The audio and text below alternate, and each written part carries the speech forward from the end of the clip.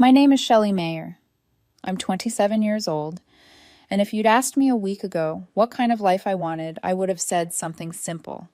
Not glamorous, not fireworks every night, just steady. I'm an IT specialist, which means my days are filled with code printers that refuse to cooperate and coworkers who panic when the Wi-Fi flickers.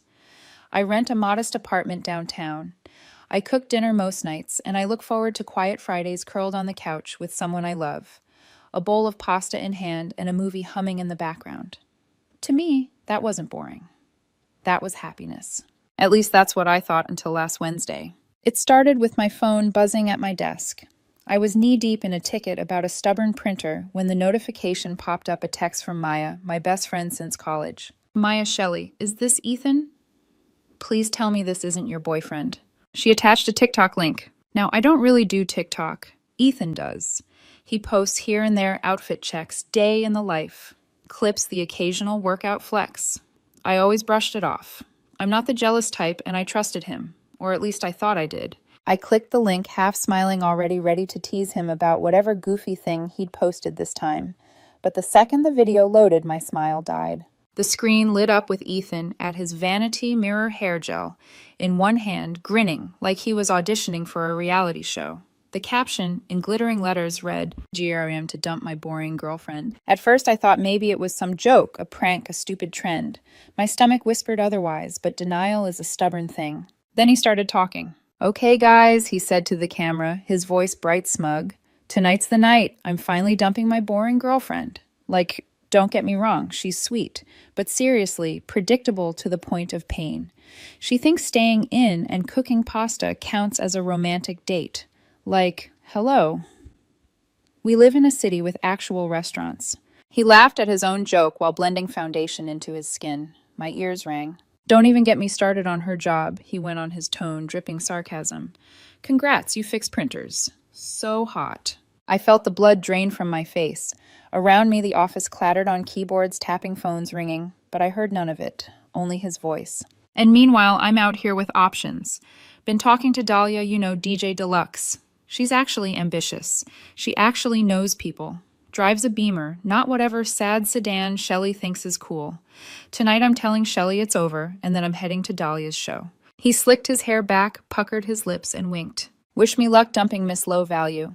Maybe she'll finally get it being stable isn't the same as being attractive. The video ended with him blowing a kiss at the camera. I sat there, frozen, phone in my palm like it had just burned me. Across the cubicle wall, Kevin from accounting glanced at me. "You okay, Shelley? You look pale." I shoved the phone into my pocket and mumbled, "Need some air." Outside, the autumn wind hit my face sharp and cold. I sank onto a bench and stared at the concrete beneath my shoes. His words replayed in my head over and over. Boring, low value, misfix printers. Every sacrifice, every night I stayed up editing his resumes, every dinner I skipped with Maya, so he and I could binge a show together, all reduced to a TikTok punchline. And the worst part, that was how I found out I was being dumped. Not a conversation, not even a text, a public broadcast to strangers. My phone buzzed again, another text from Maya. "Maya Shelley, this is vile. Are you okay? Do you want me to come over?" I couldn't reply. My throat felt locked. Instead, like an idiot, I reopened the video. By then the comments had exploded. "Girl, he sounds like a good guy. Why are you clowning her? Not the pasta slander some of us like home-cooked meals. You're bragging about leaving a stable partner for a DJ, yikes." There were laughing emojis, too, egging him on. But most weren't buying it. That should have given me comfort, but it didn't. My humiliation was still splattered across a glowing screen for thousands to witness. I clenched the bench until my knuckles ached.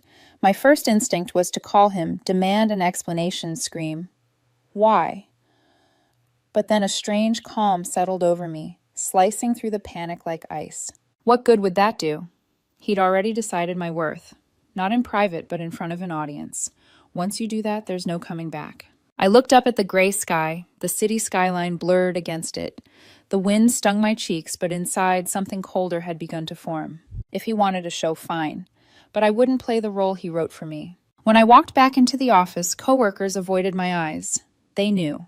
Or maybe I just imagined they did. Either way, the humiliation pressed heavy on my chest. That night, I didn't wait for him to come home. I didn't even sit down. I stood in the doorway of our apartment, staring at the clutter. He left his sneakers by the door, his cologne bottle on the counter, his jacket slung carelessly across a chair. It all felt fake, like props on a stage after the performance ends. My jaw tightened. If I was predictable, then I'd be predictable one last time in the way he'd never expect. I pulled out some boxes from the closet. One by one I began packing. His shoes, his shirts, his stupid hair products, all of it stripped from every corner he'd staked in my space. The anger wasn't driving me. Clarity was. A strange razor-sharp calm. By the time I sealed the first box, I already knew he wasn't going to dump me. I was going to dump him. And unlike his TikTok, mine wouldn't be for show. The apartment greeted me with the same soft lamplight and the faint smell of garlic from last night's leftovers. It should have felt safe. Instead, it felt like walking back onto a stage where everyone already knew the ending but me. I didn't take off my coat. I didn't put down my bag. I stood inside the doorway and let my eyes map the territory like I was seeing it for the first time, his sneakers splayed, open-mouthed by the mat. A pair of dumbbells abandoned under the coffee table. His cologne, the one that always gave me a headache, left uncapped on the kitchen counter.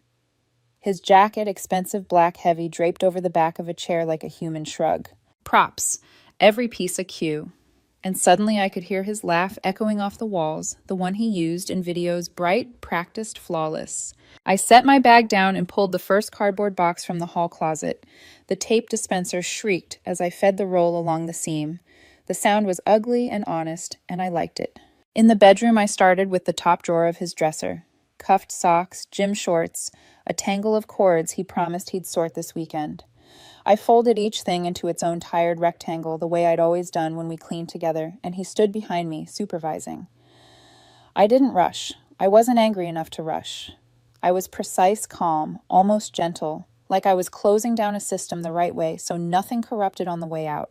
With every drawer I emptied, the room changed temperature, lighter, quieter. The mirror over the bureau showed a woman moving slow and sure, hair pulled back, face set in a line that said she'd chosen something and would not unchoose it. Halfway through, my phone buzzed. Maya. Maya, I'm parked outside your building. Don't argue. I brought snacks and emotional opinions. I exhaled a laugh I hadn't expected. I texted back. Me, doors open. Don't trip over his ego on the way in. Less than a minute later, Maya stepped inside, hugging a tote bag to her chest like contraband. She took one look at the boxes and nodded once. Not pity, approval. Okay, she said, dropping the bag, toeing off her boots. We're doing this the healthy way, methodical, and a little bit petty. I'm not petty, I said, and meant it. Right. And I'm not dramatic. Give me something to pack. We moved in a rhythm that didn't need words. She took the closet where his jackets hung in hearty confidence. I took the nightstand where receipts were stuffed like secrets. As we worked, she narrated to keep things light. Here lies the bomber jacket of a man who thinks the word ambitious is a personality. Don't make me laugh, I said, smiling anyway. Tape's not cheap. In the bathroom, I lined up his products like little soldiers and swept them into a fresh box mousse gel, a pomade he said was artisanal, the curling iron he'd borrowed for an experiment and never returned to the drawer properly. I wound its cord carefully.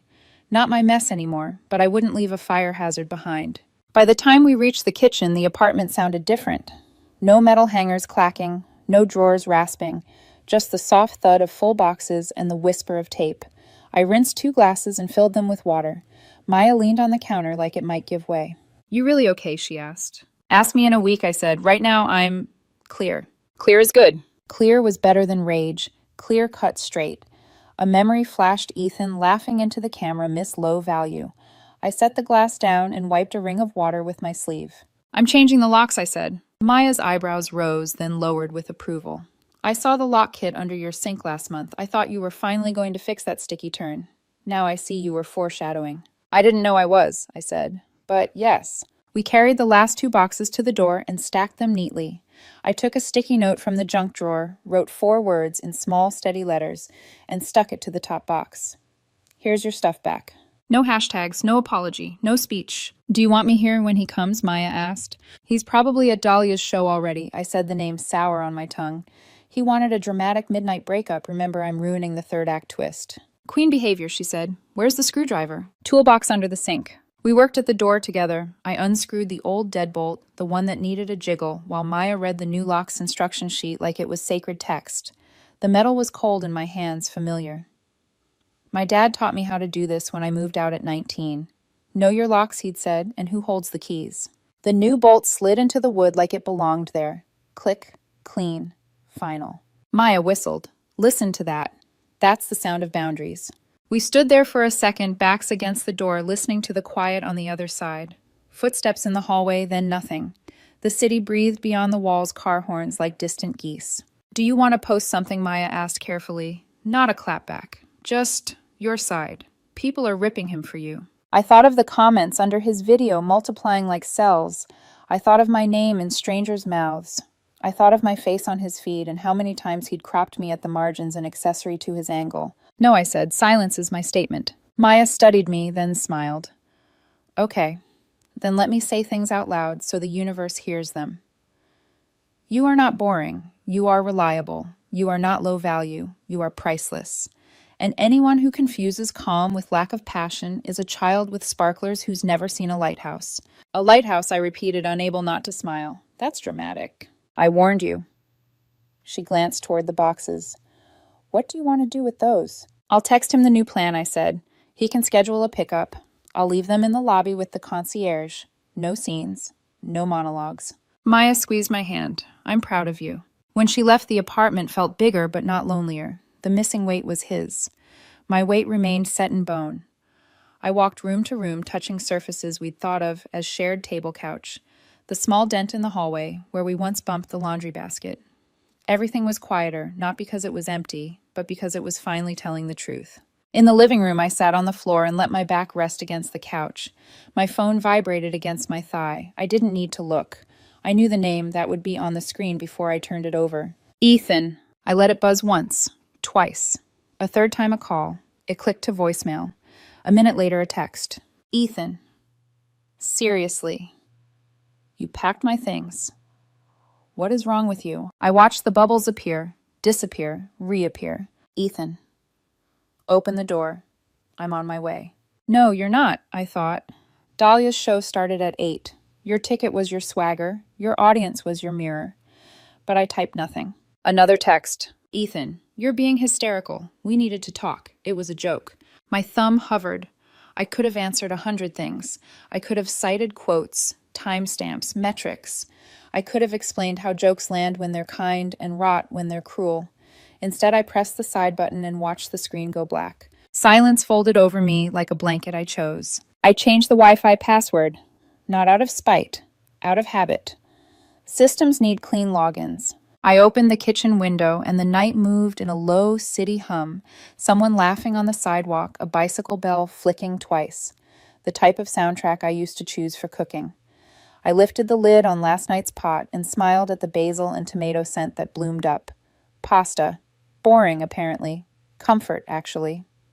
I reheated it and ate, standing up, fork scraping the bowl in slow circles. Mid-bite, my phone chimed again. A voicemail transcription loaded itself like unwanted subtitles. Ethan voicemail. Shelley, seriously. You're making me look like a monster. You could at least defend me. You know I exaggerate online. That's my brand. People don't get it. This is bad for both of us. Call me back. Both of us. The part of me that had once believed we were a team flinched. The rest of me kept chewing. I swallowed, washed the bowl, set it to dry. Before bed, I pulled a small cardboard box. From the back of the top shelf, our memories, the ones we'd never organized. Wristbands from a street fair. A photo strip where my hair was frizzy, and he made the same smirk in all 4 frames. A napkin with his messy handwriting. You make me feel safe. I held it in the light long enough to feel the ache, then slipped it into the box with his things. Maybe he could keep the evidence. Maybe he needed to remember he once said it. I locked the door with its new voice. In the quiet, my heartbeat slowed to something even. In the darkness of my room, I lay on my side and stared at the outline of the dresser, the smudge of city glow at the edge of the curtains. Not fireworks, not a show. The long, steady beam of something that didn't ask to be watched, to be real. My phone blinked once on the nightstand, then gave up. I didn't check it. Sleep came like a tide. When it took me, it was full and salt clean. In the morning, I would wake to 1,000 opinions I hadn't asked for. The internet would do what the internet does, build a stage, boo, a villain. crown a hero. Forget the show, move on. But tonight in the between time, there was only this, a door that opened and closed when I wanted. A key that fit my hand, a heartbeat that belonged to me. I turned on my side, pressed my palm against the cool sheet, and let the quiet choose me back. The next morning, the buzz of my phone yanked me out of sleep before the alarm. It wasn't just one ping, it was dozens, stacking on top of each other, lighting up the screen like fireworks. For one disoriented second, I thought maybe it was work, some IT disaster, a server crash. But when I blinked at the glow, the flood of notifications wasn't from the office. It was from TikTok. Mentions. Tags. Duets. I hadn't even looked at Ethan's post since last night, but the internet clearly had. I padded into the kitchen, bare feet on cold tile, and poured myself coffee with shaking hands. The bitter steam steadied me enough to open the app. 2 million views. Overnight. My stomach clenched as I scrolled. The video was the same as before, Ethan grinning into the mirror, mocking me, bragging about Dahlia. But now the comments section wasn't just amused strangers. It was a war zone. Imagine finding out you're dumped like this. Poor girl. Stability and loyalty aren't boring, bro. You just sound shallow. Leaving a woman with a career for a DJ clown behavior. Not the pasta slander some of us like home-cooked meals. And below the comments were the stitches other creators dragging him. One girl sipping wine and shaking her head. This is why dating feels like auditioning. Another guy deadpanning to the camera. Bro thinks being a DJ is a retirement plan. It wasn't sympathy that flooded me. It was something stranger. Detached fascination. Ethan had tried to make me the punchline, but the internet had flipped the script. I sipped my coffee, slowly watching clip after clip. He wanted an audience. He got one. Just not the one he rehearsed for. By noon, Ethan posted a follow-up. His eyes looked puffy, his voice pitched higher than usual like he was trying too hard to sound casual. Okay guys, chill. It was a joke. Like obviously Shelley is great. People are overreacting. His face twisted as though he believed it. But the comment section shredded him worse than before. You don't get to clown your girlfriend and then play the victim. So it's only a joke now that people hate you too late, King. The internet never forgets. I leaned back in my chair phone, heavy in my palm. I hadn't lifted a finger, and yet the humiliation he planned for me had doubled back and wrapped itself around his neck. The doorbell buzzed, suddenly sharp enough to make me flinch. I checked the camera, no one I recognized, just a delivery guy with a bouquet of flowers. When I opened the door, he handed me a vase stuffed with red roses and a white envelope. The card inside read, "Let's talk. You know I didn't mean it." My hand tightened on the paper. He thought flowers could erase 2 million views, erase calling me Miss Low Value, erase selling me for clout. I set the bouquet in the hallway, closed the door, and bolted the new lock. The phone buzzed again, text this time. Ethan, we need to get ahead of this. Just post something saying we're fine. People will stop attacking me. Ethan. Seriously, Shelley. Don't let strangers ruin us. This is your reputation too. Ethan. Call me back. I read them once, twice. The entitlement bled through every line. Us, we, reputation. Not a word about how I felt. My thumb hovered over the keyboard. I could reply with the truth. There is no us. You ruined it the moment you chose an audience over me. But why waste the breath? I dropped the phone face down on the table and turned to the window instead. The city stretched gray and endless beyond the glass, honking, living, moving on. That afternoon, my inbox exploded again. This time with links from Maya. Maya. He's getting roasted on Twitter now. He's a meme. Shelley. Maya. Do not feel bad. He filmed your heartbreak for likes.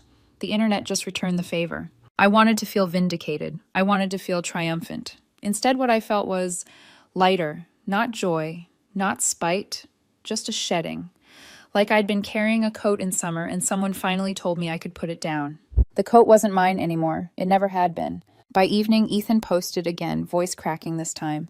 Please stop. You don't know what it's like. I'm a good guy, really. I sat on my couch, sipping the last of my coffee gone cold, and let the screen go dark. His unraveling wasn't my burden to carry. For the first time in months, the silence in my apartment felt like peace. The text didn't stop. At first, Ethan's tone was sharp, full of teeth. Ethan. You seriously think locking me out makes you look strong? You look pathetic. Everyone's laughing at you. I read it once, set the phone face down, and went back to work. An hour later, another ping. Ethan. Okay, fine. Maybe I shouldn't have posted that, but I didn't mean half of it. I was just performing. You get that right? Performing. The word made my stomach turn. So our relationship was what an audition A stage until a better crowd arrived. I didn't reply. By the third day, his messages had shifted tone again, softer pleading. Ethan voicemail. People are tearing me apart. You don't understand what it's like. They're calling me names, saying, I'll die alone. You could at least defend me. Tell them I'm not that bad. Not that bad.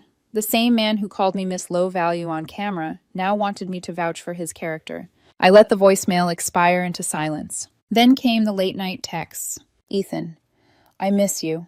I miss us. We were good together. Don't let one stupid video ruin that. Ethan, I'll delete it. I'll apologize online. We can move past this. Ethan, remember our first date? You spilled coffee on yourself, and I told you it was cute. That was real. I wasn't lying. You made me feel safe, Shelley. Every message was like watching him try to rewind the tape of our relationship. From smug to defensive, from pleading to nostalgic. He was cycling through roles, waiting to see which one might get an applause. And every time my answer was the same silence. By the weekend, the desperation curdled into bitterness again. Ethan, angry voicemail. So that's it. You're just going to ghost me. After I gave you the best years of my life. You think you'll find someone better. You won't. You're boring. Remember? No one wants boring. His voice cracked at the end, betraying what he didn't want to admit, that he was trying harder to convince himself than me. I thought maybe that was the end of it, that he'd burn himself out against the wall of my silence. But a week later, he cornered me. It was at the grocery store of all places. I was checking out with a basket of fruit and coffee grounds when I heard his voice behind me. Seriously, Shelley, you're just going to pretend I don't exist. The cashier's hands froze mid-scan. I turned. There he was. Sunglasses hiding nothing, hair messy, a hoodie swallowing his shoulders. Smaller than I remembered. Deflated. What do you want, Ethan? I asked, voice flat. He scoffed as though the answer were obvious. I want to know why you're acting like I'm the bad guy here. It was a joke. Everyone took it the wrong way. You know me better than that. I raised an eyebrow. Do I? For a second he faltered. Then he stepped closer, lowering his voice, trying to play intimate. Look, this whole thing is stupid. People will forget in a month. We can just laugh about it later. You and me against the world, right? There it was, the pitch. The same fake charm he used online now aimed at me like a recycled script. I couldn't help it. I laughed. Not cruel, not loud. Just a short, amused laugh. His face twisted. What's so funny? I shook my head. You wanted a show, Ethan. You got one. Only problem is, you cast yourself as the villain. The cashier stifled a smile, eyes darting between us. Ethan's cheeks flushed red. I'm not the villain. I was trying to entertain people. Congrats, I said. You did. Now you're shocked they don't like your character. For a heartbeat, silence hung thick. His mouth opened, closed, opened again. So that's it. You're just going to throw us away like we meant nothing. I smiled lightly. No, you did that. I'm just cleaning up the set. The cashier scanned my last item with a trembling beep. I slid my card, picked up my bag, and walked out without looking back. In the parking lot, the air felt fresher, wider, like I'd finally stepped outside the theater after being trapped inside too long. Not triumphant, not vengeful, just free. He wanted me humiliated on stage.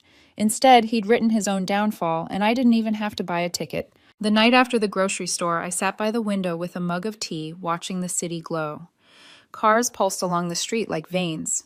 Voices rose and fell on the sidewalk below. Life kept moving. And for the first time in weeks, I didn't feel like I was falling behind. I felt steady. My phone buzzed on the table. I almost ignored it, but curiosity tugged. Another voicemail transcription loaded across the screen. Ethan voicemail. You think you're better off without me? Fine. But don't act like you're some saint. No one wants boring, Shelley. You'll see. You'll miss me when you're alone with your pasta and your printers. I let the words scroll to the end. Then I pressed delete. It was amazing how quiet the room felt after that. The next morning, Maya came over with croissants. She sprawled on my couch like she owned it, hair in a messy bun, eyes sparkling. He's still trending, she announced between bites. Congratulations. Your dating history turned into the internet's cautionary tale. I rolled my eyes, smiling despite myself. Not sure that's the legacy I wanted. Trust me, she said, waving her pastry like a wand. The internet forgets fast.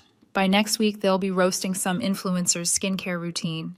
But you, she pointed at me, you'll still be free. Free. The word felt right, like a coat that finally fit. In the days that followed, I rebuilt routines. Cooking for one didn't sting anymore, it felt intentional. I filled the apartment with music I liked, not playlists engineered for his content. I watered plants I'd neglected.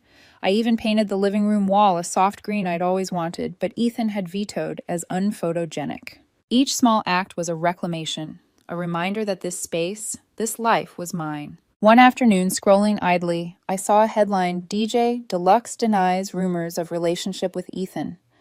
Dahlia herself had posted a blunt Instagram story. For the record, I have nothing to do with his video. Please leave me out of his drama. The comments were merciless. She dodged a bullet. Imagine bragging about a fling that wasn't even real. I didn't laugh out loud, but inside a knot I hadn't realized I was carrying loosened. Karma didn't need my help. It had a schedule of its own. That evening, my phone buzzed again. A final text from Ethan. Ethan, just admit it, you're miserable without me. You'll never find anyone better. I stared at it for a moment. My thumb hovered. Then I switched the phone to silent and set it face down. No anger, no sadness, just clarity. I didn't need to answer. Because the truth was simple. I wasn't miserable. I wasn't waiting for better. I had already chosen better, the quiet of my own company, the steadiness of my own hands, the peace of being boring in a world obsessed with noise. That night, as I lay in bed, I let myself remember. Our first date when I spilled coffee and he told me it was cute. The night I drove across town at 2 a.m. to pick him up because his car broke down. The way he once whispered that I made him feel safe. And then the TikTok, Miss Low Value. The sneer, the wink. The contrast was a knife, but a clean one. Sharp enough to cut the last thread. I turned on my side, pressed my hand against the cool sheet, and breathed. People chase fireworks, loud, bright, gone too soon. Ethan was one of them. But me, I'd take the lighthouse, the steady beam, the flame that doesn't need applause to keep burning. Boring, I whispered into the dark, and for the first time I smiled. Because boring wasn't the worst thing you could be. Cruel was. Shallow was. Disrespectful was. He could keep his fireworks. I'd keep my peace. And in that peace, I realized quiet doesn't mean small. Quiet doesn't mean weak. Quiet can be the loudest kind of freedom.